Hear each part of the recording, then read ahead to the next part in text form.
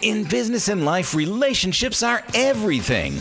Welcome to the People Catalyst podcast, where we interview top business leaders and learn how they build relationships with their teams, clients, and those that promote and refer them. Here's your host, business trainer and leader of the People Catalyst team, Carla Nelson. And welcome to the People Catalyst podcast, Dr. Elizabeth Lindsey. Carla, thank you so much. It's such a pleasure to join you. Yes, it's so exciting to have you on the show. I remember the first time I met you. My goodness, it's like 7 years ago now. And you were speaking at a huge conference with, I think there was maybe 6,500 people in the crowd. And you just shared the most passionate, amazing, incredible talk. And, you know, I happen to be friends with one of your very good friends, and we should have done this a long time ago, but there's no time like the present, right? Always perfect.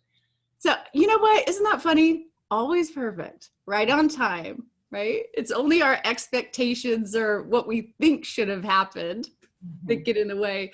So you have to share with us, you have just an incredible story, Elizabeth. You're a National Geographic Explorer. You sit on the board with the Dalai Lama, right? You just have this, but also extremely entrepreneurial. So what brought you to this place? Can you share with us your background and just your journey?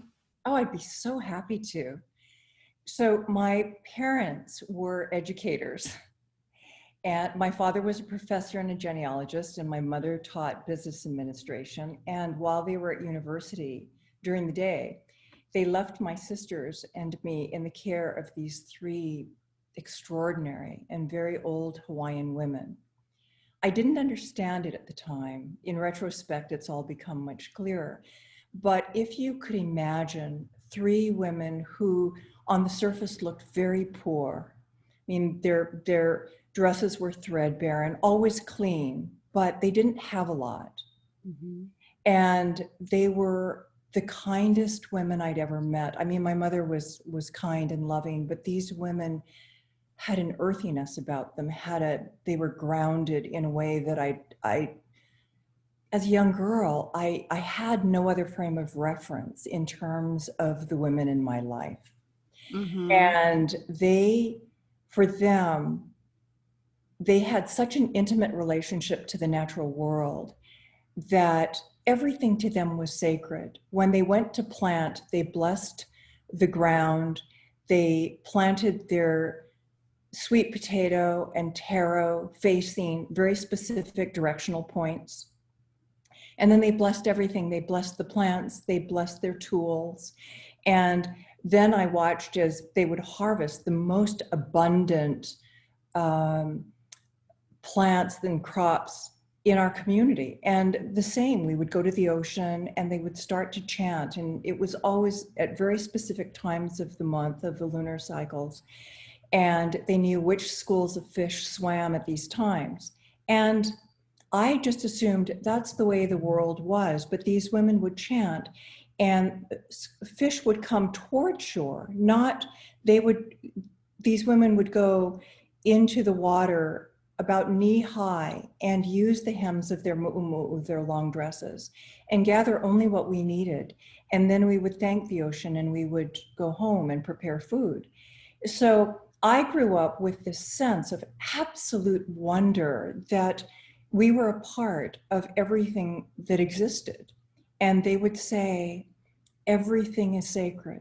Make your life holy and keep your life holy. So at the age of 7, they brought me into their circle and they said, someday the world will be in trouble. And they were very specific in what they saw, that there would be disease and rumors of war, and there will be great upheaval. And they said, the world will be out of balance and we will not be alive to see that day. But you will go far away to keep the voices of the ancestors alive because their wisdom will return the world to balance. And children at young ages have such an innocence that we know the truth when we hear it. Mm-hmm. And so I never questioned what they told me, but they said, you always have free agency, you have free will. So if you choose to do this, you will travel to faraway places. Now, bear in mind, I was raised in a very small town. So Honolulu was a big city to me, that the idea of traveling the world seemed almost as if someone was telling me I was going into space someday. But this is the part of their prediction that really spoke to my heart. And they said, as you travel, it will sometimes be a lonely road, but you will look into the eyes of seeming strangers and you will find your ohana, your family, and it will take all of you to return the world to balance. So I knew that I wasn't alone, and I knew that I would meet people who would share the same desire to help return the world to balance. So we fast forward now many years, and No kidding, you couldn't written that one down more perfectly, where we're at right now, right? Exactly. It's exactly. I mean, these are the days and these are the times that they predicted. And as I traveled, years later, I had a mentor who was a very famous celestial navigator, and we can touch on that in a bit. But as I traveled into these very remote cultures and societies, what I found in terms of the way people lived was so extraordinary that I knew it was important to amplify their wisdom and their voices so that we could all remember in the process, remember our own. There was a time when societies gathered around a fire in order to share their stories, to keep warm, to nourish one another with their insights and stories. And now technology can serve in that way, where we are meeting, you and I, and you are sharing this with other people. And this is a virtual fire around which we gather to share our stories, share our insights, and in the process, hear our own voices, that we can expand our horizons and grow. So it's an honor to be with you today. Yes, that is just incredible. Oh my goodness, you gave me goosebumps a couple times there. Especially, sometimes I think technology, it's such a great blessing that we can do that. And also, we might not look back at the brilliance that brought us to this point, right? Those individuals that bless the ground, that, bless the ocean, and I think sometimes we forget that we're all connected, yet technology is the thing that connects us. I mean, what an oxymoron. So and I think also that a lot of people are, trying to figure out, where they need to navigate in these waters with this disease, with this, polarized society that we're kind of looking at. So can you go back and share with us a little bit about those brilliant individuals that navigated their way, that didn't have all the technology, that didn't have, what we have today, and how did they do that? How did they find their way when, and what did they use?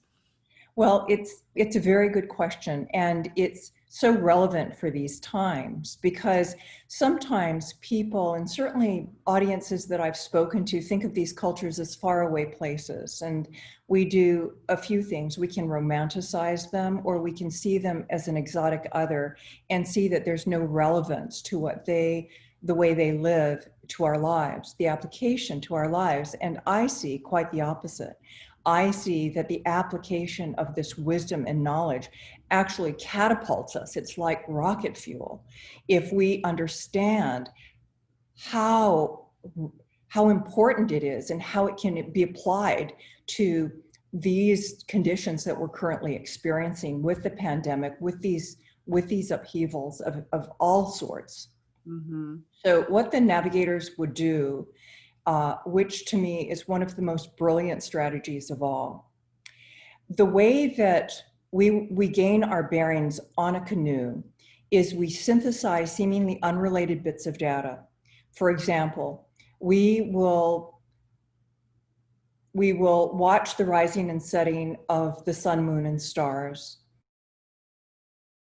the sequence and directional points of waves. We'll even observe the underbellies, the slightest color of the underbellies of clouds, and we will synthesize all of this data that looks to be unrelated in order to find our direction. But what's most brilliant about these wayfinders is that they take this data, these data sets, they synthesize it, and then, and this is the secret, they look at the intersection of the latitude of the mind and the longitude of the heart. So there is a cross-section of information using very left brain thinking in terms of analysis. And then you marry that to your intuition and your deep knowing. That And is so latitude. Center point. That is that center point, and that is the brilliance. Because what happens is that we live in a society that prizes the mind, and often marginalizes our intuition and our deeper knowing. But the way that these navigators worked is that they used the mind. They never discredited data or information ever, or rational thinking, but they always married it to a deeper knowing. And they said, in that still point, the intersection between the mind and the heart is a still point, which means that we come back to this stillness. And HeartMath and other organizations are certainly proving that the information that comes through us, we think it goes straight to our minds. It actually comes through our heart first, and it goes so rapidly that we are able to access information that's coming in. And we think that it starts in here, but it's really what I have found to be, as an anthropologist, the most valuable, the most effective, and most optimal way of living, to navigate our lives that way. So in other words, how it applies to us. We take in all sorts of information through the news and through all sorts of resources, gather it, synthesize it, keep what is relevant for the questions that we have, go into stillness and quietude. And this is why meditation is so important. And people will say, I don't have time to meditate. I don't know how to meditate. My feeling is it's simply stopping and taking one breath.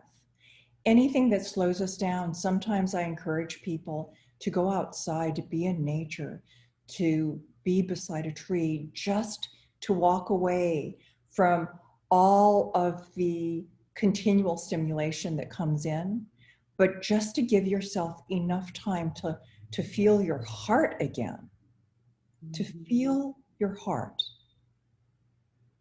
Because people will say, oh, Elizabeth, I had a feeling. But even then, we tend to dismiss or marginalize it, and we look everywhere else for advice. We look to our friends, we look to, all of that is good, but ultimately, there is a system of knowing within us that we rarely cultivate and strengthen. And it's necessary, and in fact imperative, that we marry the two. We marry information, and we also use our internal system of knowing, our inner compass, as an equally important reference. Mm-hmm. Absolutely. And so how can leaders, what can they do? Obviously you hear all the time, I don't have time for that. Right. And I agree with you. It's even if it's just a minute, just stop and find your center. How can leaders utilize that in today's society to be more effective? Well, here's the interesting thing. It is the most optimal way to lead. That when people say they don't have time, but they're a leader, it's almost an irresponsible, it's stewardship can be so much more optimized when we are centered. Mm-hmm. I mean, how can we lead without being grounded and centered in ourselves? Mm-hmm. And the most inspirational leaders are the ones that understand who they are. And we hear this, the why, and, we've got all these organizations and Simon Sinek and Start With Why. And that's really what that entire movement has been about, is what are you about? And then if you believe the same thing that I believe, then that means that we can lock arms and do some, and be effective together. Yes. And I love Simon Sinek's work. And it's just a function. The other part of it, it's not just about business. What happens is that what I see, because I speak a lot to organizations, at Google and at Oxford and at Harvard, and again, I watch people who are in positions of influence and yet are not deeply nourishing themselves or what is their own wellspring. They're not tapping into that. Mm-hmm. So it's almost as though I see people metaphorically threadbare and exhausted, and their plates are full to overflowing, and there's not the recharge and the re-nurturing that is necessary for them to continue to give. Mm-hmm. And my feeling is it starts with us coming to whatever it is, whomever we serve, full. We must come as full vessels, or we are not, or else we're shortchanging ourselves and the other. Well, and it's so hard to be fully present at that point. I mean, and I've been there. I'm, and I'm definitely the stop for a second, meditate. Thanks to one of our good friends in common. She's actually helped me in that realm of saying, stop, take a moment and figure out your center and then start again. Right. And so I've been that individual that has been tired or, had to work exhaustive hours. But when you're not fully present, there's something that is just completely missed. Those are the meetings you don't recall. Those are the ones you have less empathy and you're less engaged. What are some of the things that leaders could do, or anyone, based off of anybody can benefit from understanding and then having some tools in their toolbox to be able to deal with those things? And like today, it's, and these days, I could have 8 Zoom calls, and sometimes I'm just like, oh my gosh, I'm so tired of sitting and staring at a computer, right? Like, what are the things you could do to go time out? How do you find your I love the latitude and longitude between the mind and the heart. That's just brilliant right there, right? Because we're so used to that being so only the mind, only the data, only the artificial intelligence, big data, right? All this. You think about the roots and the origins of certain technologies. GPS was, there's so much about what these celestial navigators did that is, in terms of dead reckoning. We're looking at technology and innovation, and we never stop to ask the origins of where and how it was created. So I look to these cultures because I am fascinated by mastery. And we live in a society that really doesn't talk about it all that much. But I really wanted to go into the world, and I wanted to be with the greatest masters of our time, because I wanted to learn from them and say, what is it that we can learn, and how can I come back into our society and share that? Mm-hmm. And so what I have found is, without exception, all of them will find the wellspring for themselves. It may be what you were saying about taking a time out, just walking away. Give yourself a few minutes to step away from this technology, this beautiful technology that allows us to reach one another all around the world. But give yourself a chance to be outside or just removed from an environment so that you can just center yourself again. And for me, a simple few minute long, just quiet recentering is essential. And, even if people don't know how to meditate, it doesn't matter. It's just a function of making a commitment to oneself to just be quiet. Just be quiet. Turn off all of the stimulation that's coming in long enough to just exhale Yeah. Yeah. Yeah.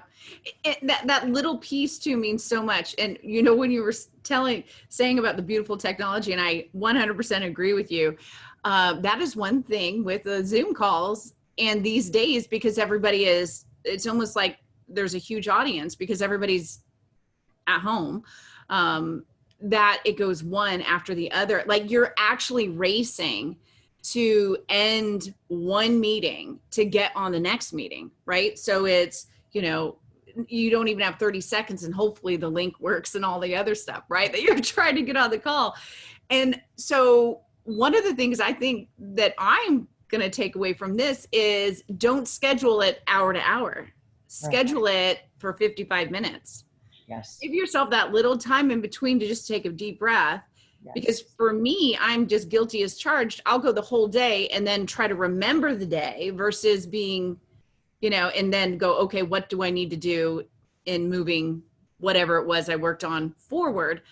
But if you actually did the meeting and then gave yourself that, you know, couple minute break right afterward, I think you could probably, you know, re-engage to a much higher awareness, empathy, understanding where you're going, understanding what you want to give in the meeting, and understanding, you know. Well, that's an important point because it comes back to navigation and wayfinding. Our clarity, the clarity with which we meet, and the clarity with which you navigate a particular meeting or an exchange, you enter it clear about what it is that you envision. And it really does optimize the way you even conduct a meeting, the way you engage in a meeting, the reason you have this meeting. Mm-hmm. And many people are doing it almost allowing the tail to wag the dog. They're entering a meeting, but they haven't established for themselves the clarity about why they're doing this or what this means, so how they can maximize, truly maximize those 55 minutes, as opposed to just going through the meeting, having a good meeting, and then going on to the next. I mean, it requires, for example, on the canoe, when we are sailing to an island, and this is a perfect metaphor, but the application is precise. When we had scientists on the canoe, it appears to an untrained eye that we are sailing toward an island. What the navigator does, the celestial navigator, sits in a very particular seat on this double-hulled canoe, and he has already seen the island so clearly in his mind, and he imbues himself with this clarity and what we call mana or prana, and he draws the island to himself.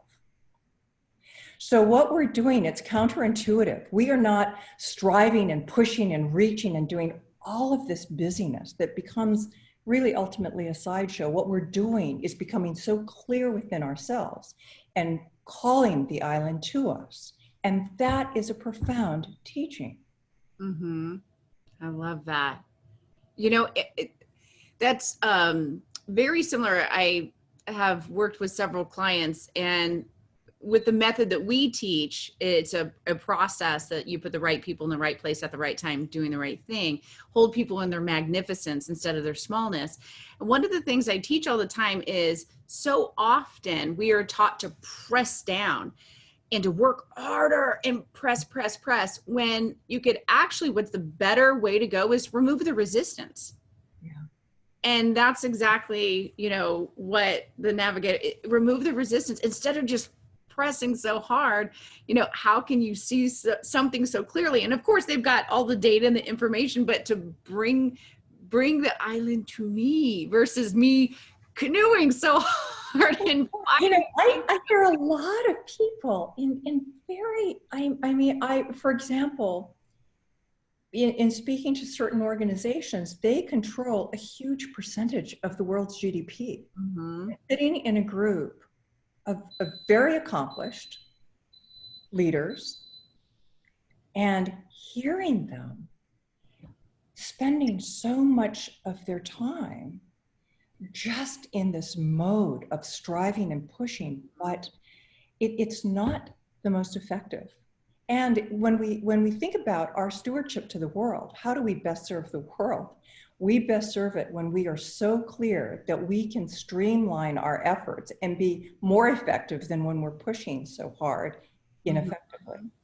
Yes. And, Well, and I also think you draw more people to you. So it's not only are you clear about what you want, but you're more clear about those that are going to go along for the ride. well, you know, to your point about your business, and it's all about relationships. You know, this is really an important point for us to touch on because it's what you live by, Carla. That as I go into the world and I study these cultures, particularly in Asia and South Asia, and you look deeply into the language that they speak, and when they greet a person, what they're saying is, I see the God within you, or I see the divine within you.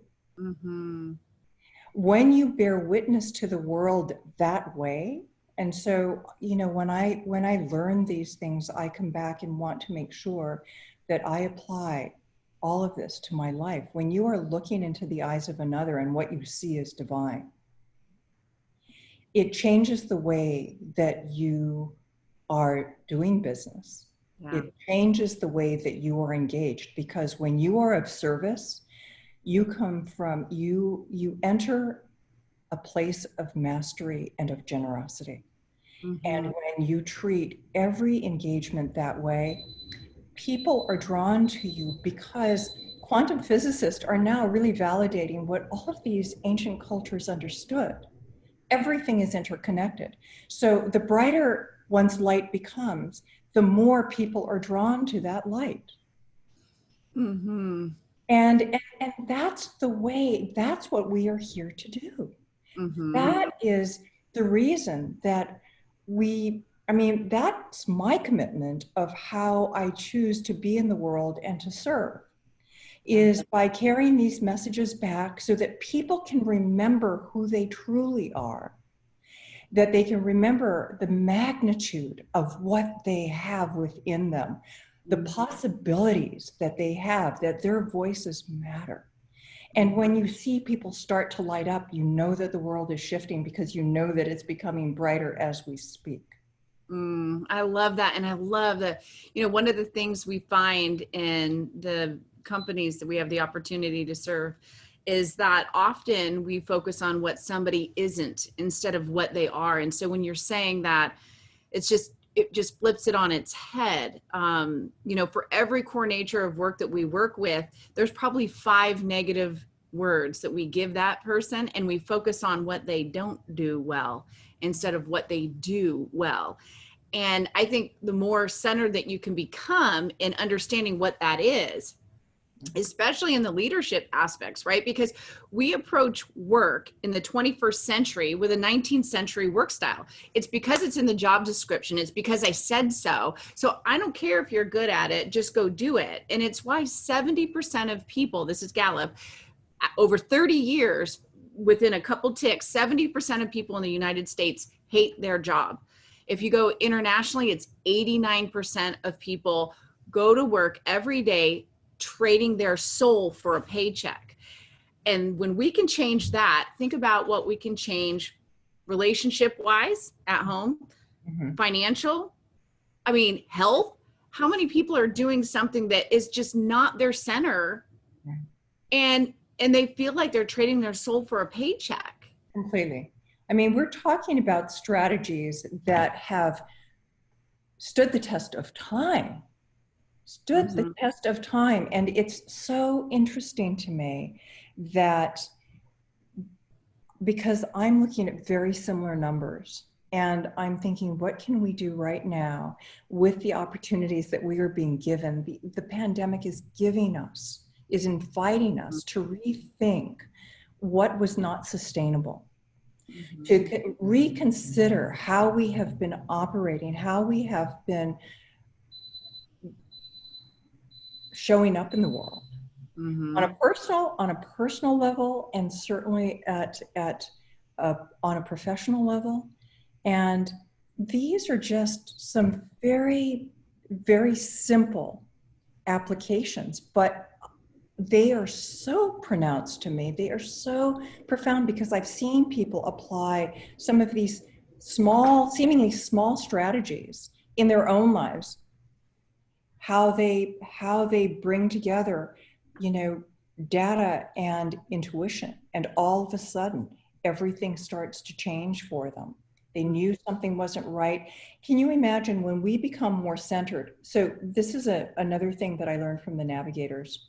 So what I learned from my mentor of 10 years, his name was P.S. Maupiailug, and he was considered among the greatest celestial navigators ever, and certainly of these times. But Mao would read people like weather conditions. Because he studied weather conditions so carefully, but we don't have to be a Mao and be a master in that way. But when people came into a room, he could read them like weather conditions. And all of the elders that I am with throughout the world, I can sit with them for days at a time, in fact, a week. I never start asking them questions immediately, because what they're doing is they're reading my heart. And I'm glad that they're doing this, because it determines what information they'll share. And I'm glad that they're that discriminating. But to the point about Mao, he could look at a room of 1,000 people and read them. Can you imagine when we really become so centered that when we go into a meeting, we are deeply connected at a level and quantum physicists talk about this, but we are connected in such a way that we can begin to intuit quite accurately where people are, how we anticipate their responses. We can see as they're coming into the door. When I'm presenting, when I'm speaking, I'm constantly reading the audience. Mm-hmm. But it's something that we develop consciously, that we choose to really become more centered within ourselves, that we can start to read a room. We can read a meeting quite accurately. We can anticipate some of the resistances and ways that we can then redirectionalize the conversation so that people start to feel more and more comfortable. These are skills that I have watched these navigators practice. And they're not reserved for navigators in a faraway place. And they would always say that, what we can do, you can do. And by you, they meant everyone, because we all have the same possibilities that we came into this world with. But to be able to increase our awareness is a gift that is within us. But it makes anyone in a position of leadership, and anyone who's in business, far more effective. And it gives them the ability to work much more optimally than they have been if they're not using, gifts. Oh, I love it. Oh my goodness. You made me think of sitting on the canoe and navigating your way through and just watching this incredible individual do something that you're just like, wow. And then to have them turn around and say, well, what I can do, you can do. Mm-hmm. Always. Really cool. And I think the application could be like, in, like you were saying, in different ways. I mean, everybody can utilize those same principles and then make it applicable to what their journey is and what, where they need to, show up at it. They don't have to be on a canoe trying to find an island. You could be, trying to launch your business. You could be figuring out how you need to change your business in this crazy time. You could be figuring out how one business is actually going to fail during this certain time, and what are you going to do moving forward? I mean, there's so many applicable points of, finding your way. And so this has just been awesome. I love your stories, and I love the fact that you can apply these, these principles have been around long before we have been here, long before technology, right? I mean, think about it. These things didn't look like this how many years ago? right? I mean, technology is moving so rapidly that it's important that we balance it all out, but that it's more important that we understand the why in all of it. Why are we doing this? What are we here to do with our lives? And then when we get to the most fundamental questions and have answered that, everything else unfolds much more easily. It really, what I have learned in these lessons from these cultures are game-changing in its application to modernity. And it doesn't take much and it doesn't cost a lot. It's just a reorienting. So we're course correcting here, just like we would on a canoe. You change 1 degree of your course and it becomes significant down the road. And these are our 1 degree shifts. Oh my gosh, you're fantastic. I really have enjoyed this. You give me more goose pimples than I've had in the last year and just the last 45 minutes. So you're fantastic. I sure appreciate you. Thank you for listening to the People Catalyst podcast. And remember, it's a good life.